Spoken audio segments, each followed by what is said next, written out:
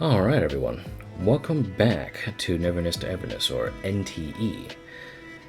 This is a sort of part 2, or video number 2 in my little mini-series documenting this game in regards to just sort of how hard it pushes hardware and seeing how the game looks and all that kind of stuff, because in part 1, I benchmarked this game in 1440p with my commentary on how I had experiences with certain settings and seeing what affects my FPS the most alongside what my personal optimized settings were.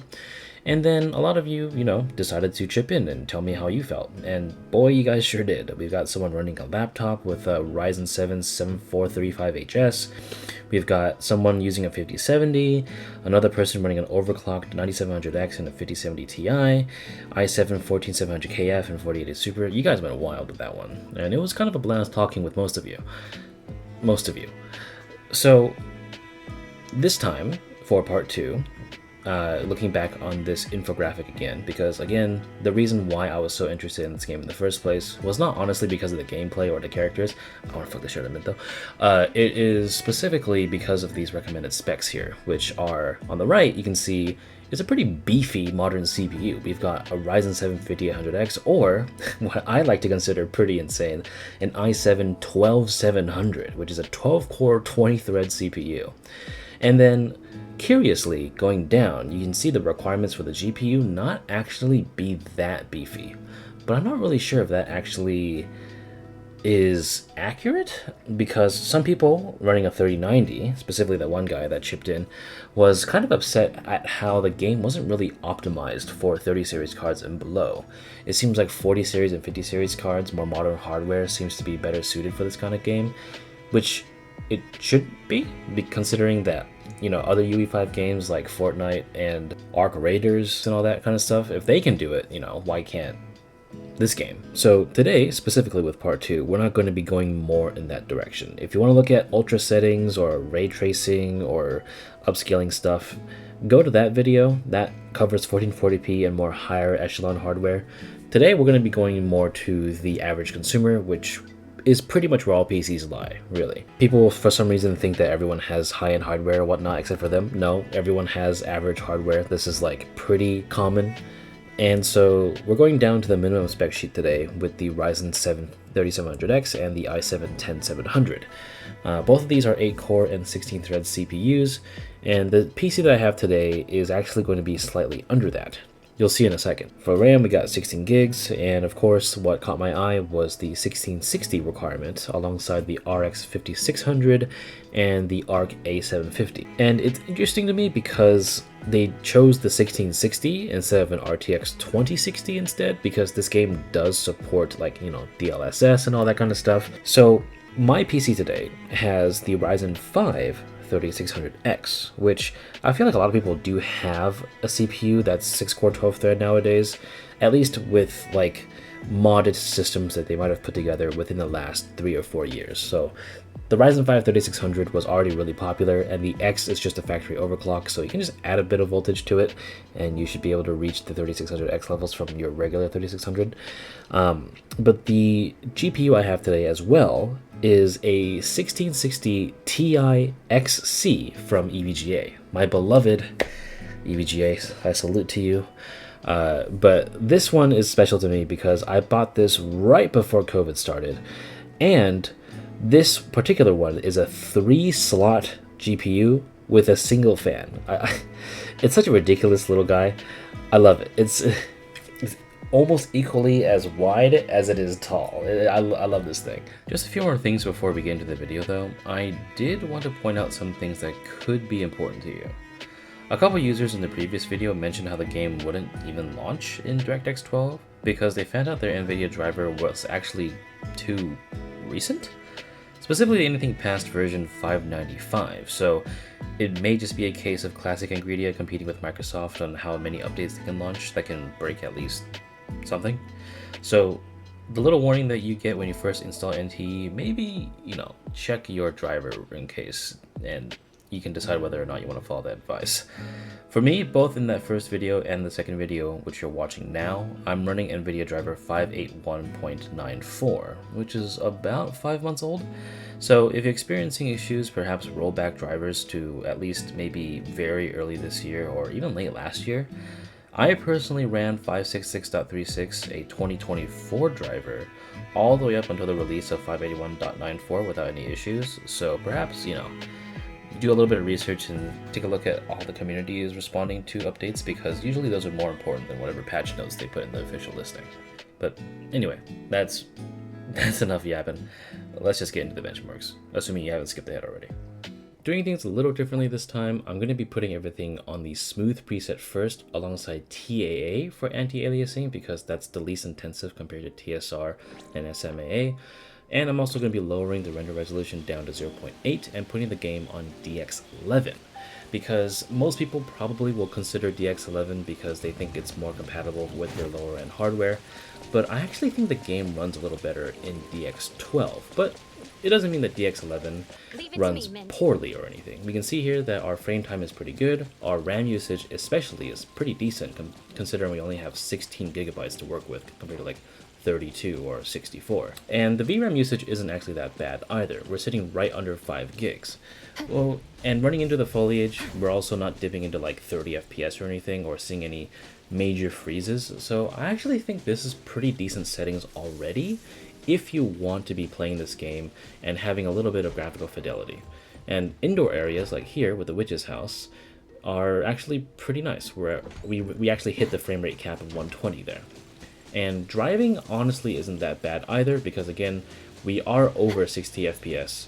But you'll notice we might have like just the occasional hiccup. Like right there, you saw that graph spike up a little bit because something's loading in. But it isn't anything too egregious. And if we drive, it isn't uncontrollable either, because it's actually pretty controllable if you're not having a ton of latency or like a ton of like micro stuttering. So let's take Mint out on a drive again for like the 20th time this week. And I'm going to just speed her down to the gazebo like I did in part 1. And we don't have much issue controlling the car. Usually the frame time graph and the latency does increase a little bit during the driving sections, and if it's really unoptimized or you have like 30 FPS, it jumps to like 30 ms. But over here it's manageable. We're like 15 to 25, and it doesn't like stay at 25 to 30. Whoopsie daisy. Yeah, I do, lady, shut the fuck up. We're over here going to the forest, driving, the weather's shifting, and we're all getting around 90 plus FPS, which honestly, pretty good. Sorry, man. And this is where the problems for the player may arise, because just randomly sometimes the game will just decide to freeze up, just like right now. And those can be pretty brutal, especially if you're either underleveled and just trying to survive, or perhaps you're trying to go for a flawless run, or generally speaking, you don't want to get hit in this game. So this is where I also want to redirect your attention down to the MSI Afterburner overlay, because you might notice that the GPU and CPU have matched each other in usage quite a lot.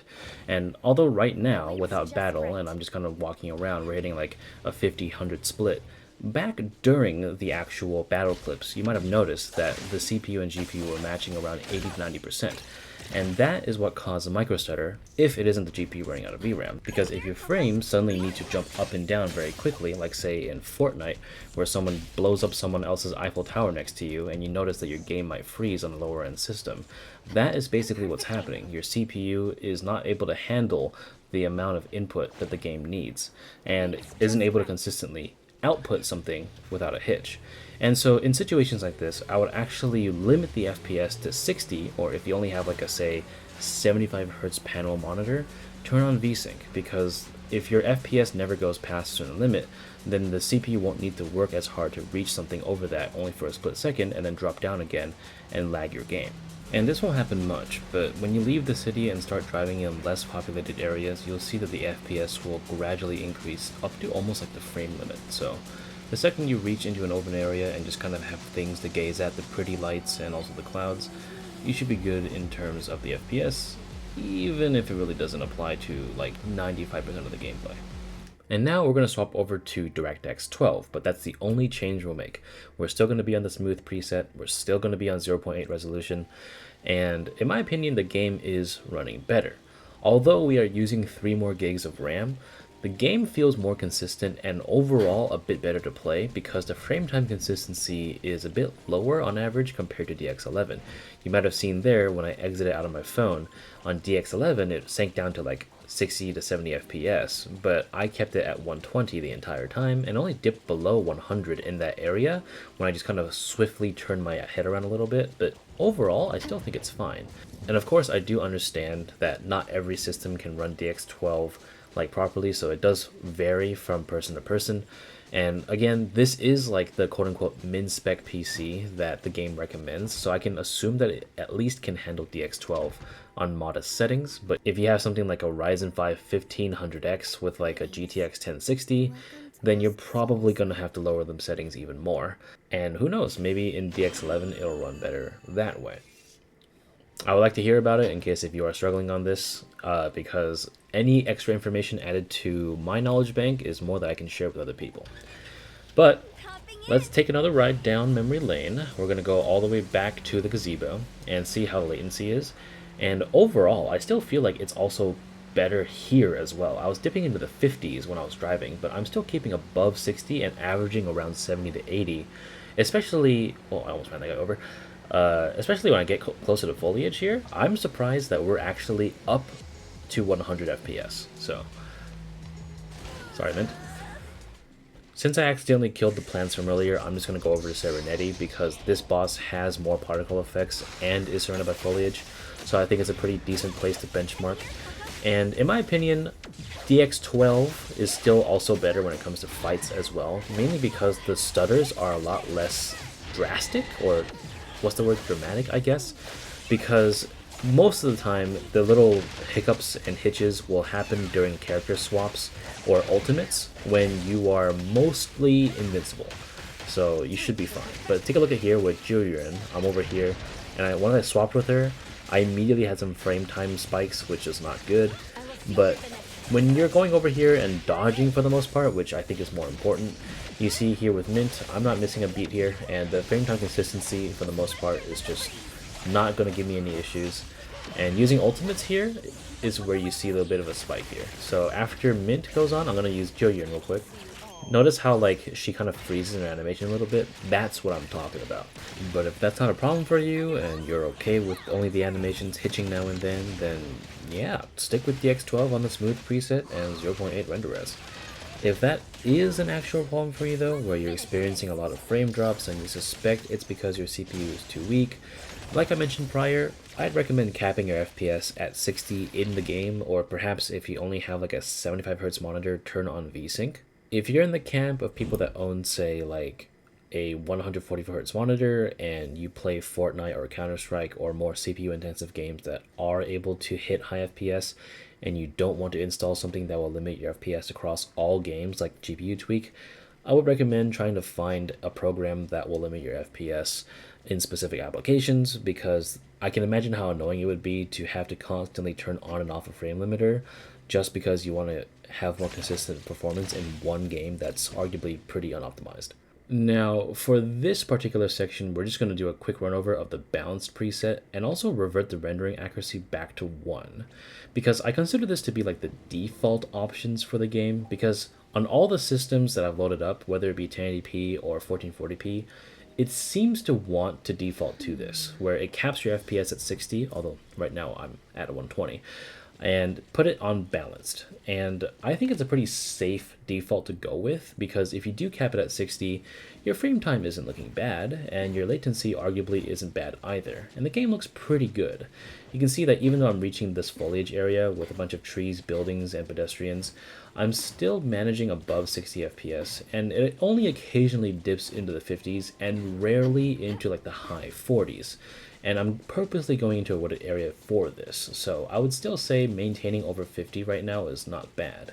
But I still would consider just playing either at 0.8 rendering accuracy or on the smooth preset, because I don't really notice a huge visual fidelity change between smooth and balanced. And especially when driving, I feel like having that little bit of extra, well, controllability, I suppose, really does wonders in a game like this. Because again, don't forget that cars only get faster compared to this default car that you get. And so it would work in your favor to give yourself a little bit extra performance to work with compared to trying to struggle between the 40s and 50s. You also might be thinking, well, what if we just reverted back to 0.8 for the render resolution? And you could think that way, and you're valid in doing so, but it still hitches when you start fighting. And this is where I feel like the 60 FPS cap really would help here, because as you can see, I'm in a pretty intensive area with a lot of water, sunlight, shadows, and foliage. And it seems okay for now until things actually start happening, and you can see the frame time graphs just jump insanely high and the freezes start coming in like this, and it's brutal. So I would prefer not to deal with this, and again, put it back on smooth. And if you really want to, I guess you could put that on 1 resolution, but I personally don't see a difference on 1080p. But that's just my experience. Toggle it as you will. But for the next test, we're going to torture test it. And now for the extreme preset, which I highly don't recommend. And also I'm going to revert the rendering accuracy back to 1. But I'm still going to give the system a fighting chance because TAA is the least taxing compared to TSR and SMAA. But we've literally halved our FPS from the smooth preset because we were getting around 110 to 120 there. And it only gets worse from here, unfortunately. Once we reach this part with the stairs, the foliage, and the tree, we already hit the high 40s, and you can feel it both in the gameplay alongside just looking at the bottom graph. The frame time is all over the place, and we are only going to get worse from here, because the second we hop into the forest, we're in the mid-30s. And you can see the frame time latency hit 30 for a second there, and a little bit above that too. So you can see on the bottom left, only when we stare into the witch's house can we reach 60 FPS and also have a decent frame time consistency, but the second you turn around and try to play the game normally, it ain't good. The game also introduces stuff like this, where the game literally will skip animations and freeze for a little bit. You can see in the bottom left here, there's a big spike. So generally speaking, unless if you're in that crowd who enjoys playing games with a cinematic frame rate, which is 24 to 30 FPS, which the game does let you do. You can limit it to 30 FPS, which I guess you could do that. So it feels like you're playing GTA 4 back in the PS3 days on release, but personally, for me, it's probably not something I want to play, especially when it results in stuff like that happening. More than once, by the way. Like here. Sorry, Mint. But here, it also just doesn't help because when you're in battle, it also has issues keeping up. You can see that the second I just get spit on, the frame time is just all over the place. We're hitting the mid-30s. We're in the 20s now. Holy shit. Yeah, I would not recommend this at all. And the only time you should be looking at this is for screenshots only, in my opinion. Because if it already dips underneath 30 average, it's cooked, in my opinion. I think it's done for. So definitely don't use the extreme preset if you want to play low experience, because even Daffodil's feeling this. Before I shut up for good and let you be on your way, I want to showcase why I think a frame rate limiter in this game is quite important, especially for those people that are averaging around the 80-ish FPS mark, but sometimes will experience frame drops because something will load and unload and cause the FPS to dip drastically. And no better boss, in my opinion, does this, at least an easily accessible one, than this particular boss, the Headless Rider, because it constantly always jumps around, attacks you, and also zooms out. So we're just going to fight it a little bit and observe the FPS alongside the frame time latency, because in general, things go alright until the second phase, where it starts unleashing hell on you. If you can kill it fast enough, good for you, but personally for me, I don't think my characters are leveled enough where it can just insta-mog something, so bear with me for a second here. Alright, so around here is when the freezes start happening, and throughout the combat it already was pretty inconsistent with the frame time. You can see how the graph is really spiky and not really flat. At least not as fast as it should be. And now the boss is deciding to throw more moves at me. He's gonna throw a fucking bike at my ass, and I almost missed this because the game froze on me, quite literally. And you can see that in the footage too. Luckily, Memory pulled out the Sister Fister 9000 and ended him real quick, but let's go over to the 60 FPS cap instead, and this basically just never happens. Alright, so I'm just going to change the frame rate cap from 120 to 60 here, and I'm going to purposely do less damage this time around to trigger the, like, Insano style arena-wide attack that he'll do, so I'll catch you in a little bit. Coming up here, the boss is just about to do that one move where it flies into the air after throwing its bike at you after I do this triple dodge mint here. And you'll notice that it doesn't lock up at all, and the frame time graph is quite consistent, at least much more consistent compared to that other instance where it didn't lock up at all, and I was able to get a dodge and no problem and feel good about it. Alright, here it comes. And up until now, outside of him transitioning into different attacks and not only eating shit right now, my game should be stuttering like crazy, but I am actually doing quite well, and I'm not feeling any lockups. It's just that I'm on a consistent 60 FPS here, which works in my favor quite a lot, because imagine if you had frozen in at least like one of those attacks. You'd be screwed.